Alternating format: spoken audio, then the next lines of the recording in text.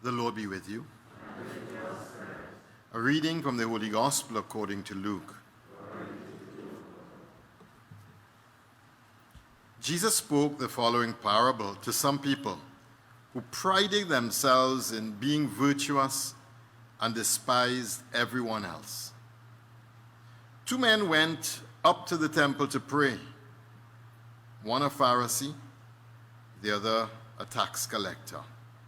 The Pharisee stood there and said this prayer to himself: I thank you, God, that I am not grasping, unjust, adulterous, like the rest of mankind, and particularly that I am not like this tax collector here. I fast twice a week. I pay tithes on all I get. The tax collector stood there some distance away, not daring even to raise his eyes to heaven. But he beat his breast and said, God, be merciful to me, a sinner. This man, I tell you, went home again at rights with God. The other did not. For everyone who exalts himself will be humbled, and the man who humbles himself will be exalted. The Gospel of the Lord.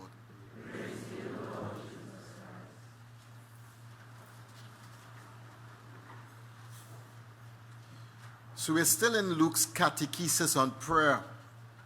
Last week we saw persistence in prayer, and that our prayer can't be fickle. It can't be just, we say something and well, we don't know, and so we go on. That there's a persistence in prayer that God has called us to. Today we're looking at the right disposition of prayer. And it's a really big text, and I think a very important text. Because many times when we enter into prayer, our attitudes aren't necessarily in alignment with what the Bible is asking of us and what Jesus is instructing of us. So let's dive into this. And if you're prone, I would suggest, okay, good, right? Every time we come to Mass, because the Mass is this liturgical prayer, every time we come to Mass, we celebrate this parable. Do you realize that? Saying it again. Every time we come to Mass, we celebrate this parable. Every single time. What's the first thing we do? We gather. After we gather, we sign ourselves. And after we sign ourselves in the Trinity, what's the next thing we do? We recognize that we are sinners. Now, most times I know we do it as just a matter of rote and correct? There was one little fellow who loved to come to Mass. And he said to his mother one day, he said, well, whenever I come to Mass, I get to declare who I am. His mother said, what do you mean? He said, yes, when Mass starts, I could, and all you're praying, me a cowboy, me a Mexican cowboy. Children say the darnest things. You all know that? Huh? Children say the darnest things. Well, no, we don't. But we do. He was right. We get to declare who we are. Through my fault. Through my fault. Through my most grievous fault. We get to declare who we are. We are sinners. That's who we are. We are sinners in need of God's mercy. That's how prayer starts. All prayer starts that way. We are sinners. We are in need of the mercy of God. And that's why when we come to this most beautiful prayer, the source and summit of all Christian prayer, we begin where we ought to always begin, by the recognition of who we are and declare who we are. I have sinned. I have sinned. I have sinned against you, O God. In the beginning of the Mass, as we declare who we are sinners before God. We have now the right disposition to enter into everything else. Because everything else recognizes if we are sinners before God, then we come here for one reason and one reason alone. Because we need mercy. We need mercy. And so we come here because we come to receive his mercy, his love, his forgiveness. And that's the disposition that we come to all of our prayer with. The Our Father begins, hallowed be your name. In other words, I'm a worm and you are something so other that I can't even begin to speak to the truth of the relationship between us. And so we call him Father, and then we recognize how other this Father is. And then we say the most crucial thing, your kingdom come, your will be done on earth as it is in heaven. In other words, Lord, bend my heart to your will, because you know how wicked and foolish my heart could be at times. And so without your grace to bend me to you, and for me desiring your will in little and big things, I am going to want what I want and do what I want to do. But to live in this Christian prayer, I recognize that the first and the beginning of all prayer is a recognition that my heart and God's will are not always aligned together. It's the same sentiment. I have sinned. I have sinned. I have grievously sinned against heaven and against you. The image to me of this parable is the image of the prodigal son coming home by Rembrandt, where the boy recognizes just how despicable his life has become, and just how terrible his life has become by his own fault, through his own fault, through his grievous fault. His life has become something that is wretched and despicable in his own eyes and in the eyes of God. And yet when he comes before the Father, what does the Father do? That beautiful embrace between father and son, where the boy is into the Father and the Father is holding his son and conveying the truth of our relationship before God. When we recognize who we are as sinners, we also experience the pouring out of the mercy of God, a mercy like which we can't ever make up or imagine. And so our leaning into the recognition of our sin sickness is also a leaning into the mercy that God pours out upon his people in most extreme ways. And it is that extreme mercy that is the truth of the relationship between the Father and ourselves. And that truth is displayed in this beautiful image of Rembrandt holding the son who is tattered and his shoes are off and his garments are really like that of a vagrant. And there we see the real truth of our condition as we stand before God.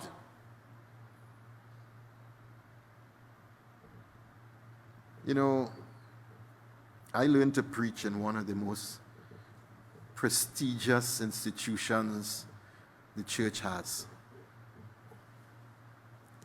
You see, when I was a seminarian, I used to come down to Duncan Street every Friday.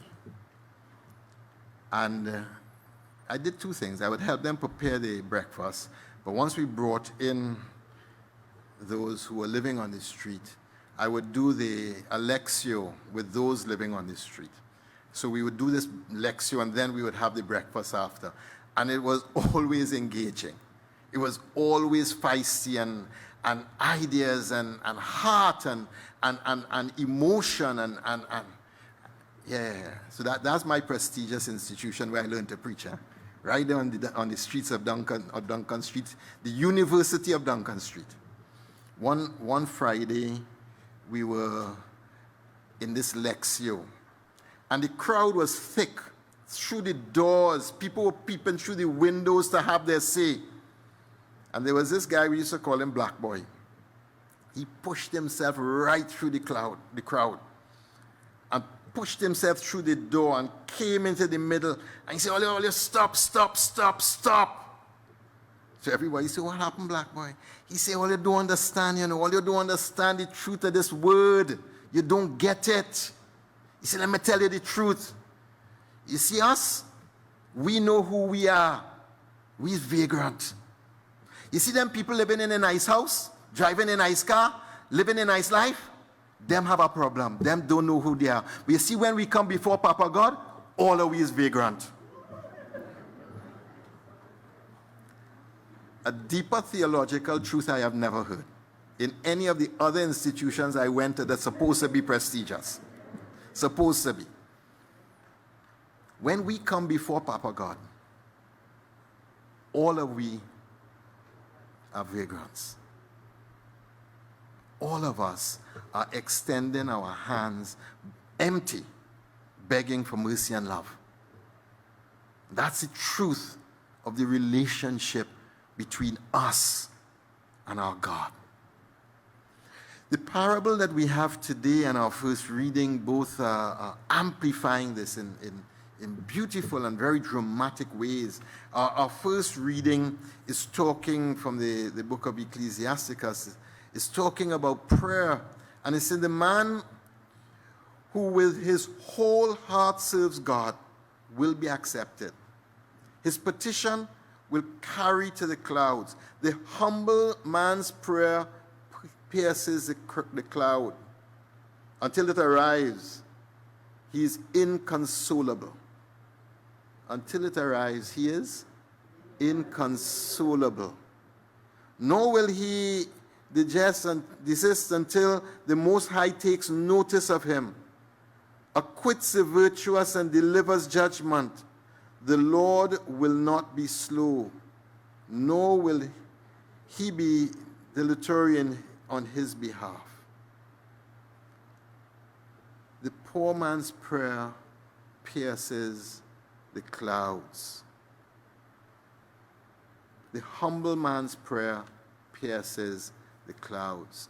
The great saints have taught that if you find your prayer is not efficacious, there's a secret ingredient you should add. You should add tears. Yeah. You should add tears. Because, and that's what the passage is also saying, that until it arrives, he's unconsolable. There's the woman who, in Luke 7:38, who is there and she's pouring out her tears on the feet of Jesus, wiping them with her hair. There is Hezekiah who, when he heard that he was to die, was weeping unconsolably and praying to God, asking for God's mercy. And God heard the prayer of Hezekiah because of his great tears. You know, when we live in a time like what we live in now, there are two movements that the soul can take. One movement is towards the anger, sarcasm, the hardness, the callousness, the making fun of, and the blaming, the shaming, and the negative talk that we do from time to time. And is it from time to time we do that? So that's one movement of the soul, and that's a movement of denial, and it's also the movement towards blaming somebody else for what has gone wrong. There's another movement of the soul where we actually could be pierced by the truth of the situation in which we are living. And because we're pierced by the truth of the situation in which we are living, we're reduced to pray and ask God's mercy, and not with a dry eye either, but with many tears, because we see that what is in front of us is so difficult and disastrous that we don't see an immediate solution, and yet we sense and we feel the difficulty of this time that we live. And that second movement of the soul is a movement where we bring all of the pain of broken humanity, we bring it not to the sarcasm or to the blame or to the anger or to those things that are so easy to do. We bring it actually to the other way, to prayer and to God, recognizing our own powerlessness in the face of all that we face. When you see your children, your grandchildren move away from God, and you know how powerless you are, because you know how well equipped they are to push back on you and to keep you out of that space where you should, as a parent and as a grandparent, be able to offer wise counsel. When we experience that, the response should not be anger. It should be the cry of this man here. A cry towards recognizing that we are powerless, oh God, and the stakes are so high. And without you, Lord, there is nothing we can do. That's when Luke will say, blessed are those who mourn. Blessed are those who mourn. Because the only true disposition in the face of all that we see today is to mourn, to weep before God and recognize before God that we have sinned, we have done what is wrong, and collectively this has brought us to the brink of a war that we are looking at and not knowing where this will carry us. Seeing that this has brought us to a place where in our nation our people are facing difficulty that they cannot sustain, and that the upsurge of violence that we are all hearing about is not just random. It is coming from a deep place in the nation, that unless we find a solution to this, we all are in deep peril. And that is a cry from the poor that is going, rather than a cry to God, is taking matters into his own hands. And all of us here should be mourning for the loss of innocence that we have had in our nation, and for the way in which so many in our nation right now are going without what they need, when so many of us have more than what we need. The poor man, the parable that we have is a parable that speaks to those who prided themselves on being virtuous and despised everyone else. And you know, it's so easy to adopt that disposition in our world today. So easy. So easy when we see those on the wrong side of the law doing the foolishness that they're doing, to blame them without asking, have they even had a fighting chance in this country? They lost the lottery and got born into a community that had bad schools that give them no chance at all. And we should weep for that. We should mourn for that. The disposition is so easy to start looking down at others as if they're somehow less than we are. And pride ourselves on our piety and our Catholicism and on our being good and virtuous people. And that's where Jesus is taking us, right where we don't want to go in our society right now. He's taking us to places that are difficult for us to go. In that time, the Phariseeism was a renewal movement. They were the separated ones. They were the ones who separated themselves for the sake of God and sought to live a holy life in every way that they possibly could live. and they were devout and pious people. The tax collector was a public sinner. The tax collectors, the prostitutes and the sinners is how the gospel often casts them. The tax collector being worse than the prostitute, if you want to understand how it is cast in that society. And it is this tax collector, the worst of all public sinners, the gang leader or the whatever person you think is the worst that you can think, is the one who comes before God and recognizes the truth. And in his truth, he beat his breast and he says, God, be merciful to me. I am a sinner. I am a sinner. And in that truth, brothers and sisters, in that truth, the tax collector, the worst of all public sinners, the most grievous of all public enemies, because he's not only taking your money for foreign occupation force, he's stealing money from you too.